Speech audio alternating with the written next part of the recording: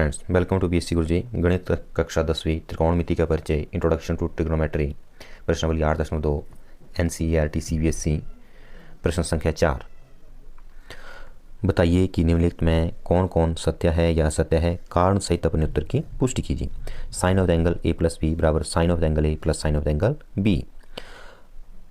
इसका आंसर माना ए बराबर 60 डिग्री और बी बराबर 30 डिग्री हमने लिया, तब लेफ्ट हैंड साइड और राइट हैंड साइड के बराबर हमने देखना कि है या नहीं है। ठीक है, sine of the angle A कितना है 60 डिग्री प्लस 30 डिग्री और राइट हैंड साइड हमारे पास दिया हुआ है। ठीक है, साइन ए का 60, sine 60 degree plus sine B कितना है 30 degree, sine of the angle 30 degree. ठीक है, तो ये आ जाएगा हमारे पास sine of the angle 90 degree बराबर साइन 60 का मान कितना होता है हमारे पास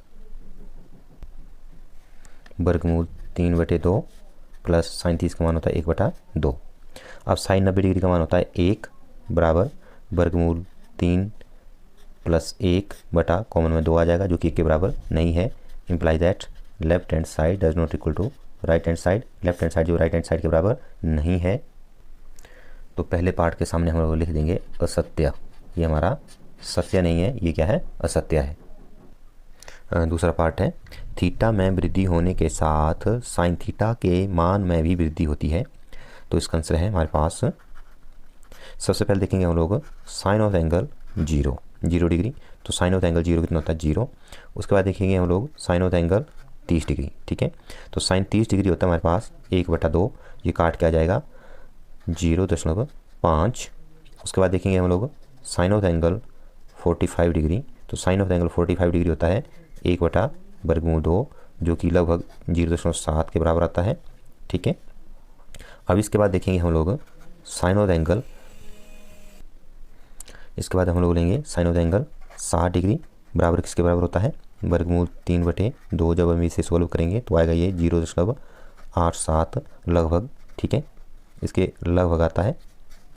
अब देखेंगे हम लोग साइन ऑफ एंगल 90 डिग्री, तो वो होता है 1 के बराबर। तो देखिए पहले 0 था, फिर 0.5 हो गया, फिर 0.7 हो गया, फिर 0.8 हो गया और फिर उसके बाद 1 हो गया। ठीक है, इसका मतलब साइन जो है थीटा का मान जो बढ़ने के साथ साइन थीटा के मान में भी वृद्धि हो रही है, तो ये हमारा आ जाएगा सत्य। क्या ये सत्य है।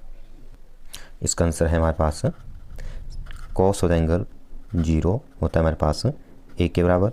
उसके बाद कॉस ऑफ एंगल 30 डिग्री होता है हमारे पास वर्गमूल 3/2, जो कि आता है 0.87 के लगभग। इसके बाद कॉस ऑफ एंगल 45 डिग्री होता है हमारे पास 1/2। ठीक है, जो कि आता है लगभग 0.7 के बराबर। और उसके बाद कॉस ऑफ एंगल 60 डिग्री होता है हमारे पास 1/2।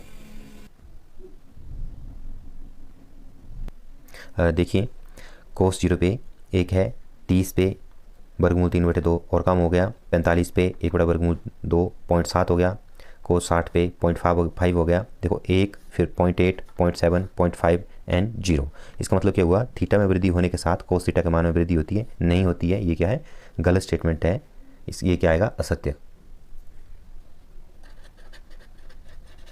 ये आ जाएगा हमारा असत्य। फोर्थ पार्ट है, थीटा के सभी मानों पर साइन थीटा जो कोस थीटा के बराबर होता है। ठीक है, ये वैसे तो असत्य है, लेकिन हम लोग इसका आंसर देखते हैं।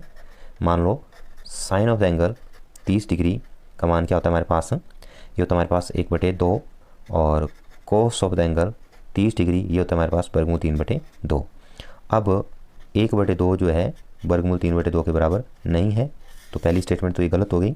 अब हम लोग देखते हैं साइन 45 डिग्री जो होता है ये होता है हमारे पास 1/2 और कोस ऑफ एंगल 45 डिग्री ये होता है हमारे पास 1/2। तो यहाँ पे साइन 45 डिग्री बराबर कोस 45 डिग्री के बराबर तो आ रहा है, बट 30 डिग्री के बराबर नहीं आ रहा है, 60 डिग्री के बराबर नहीं आ रहा है। तो ये होगी हमारे पास स्टेटमेंट असत्य। तो ये फोर्थ पार्ट आ जाएगा हमारे पास असत्य।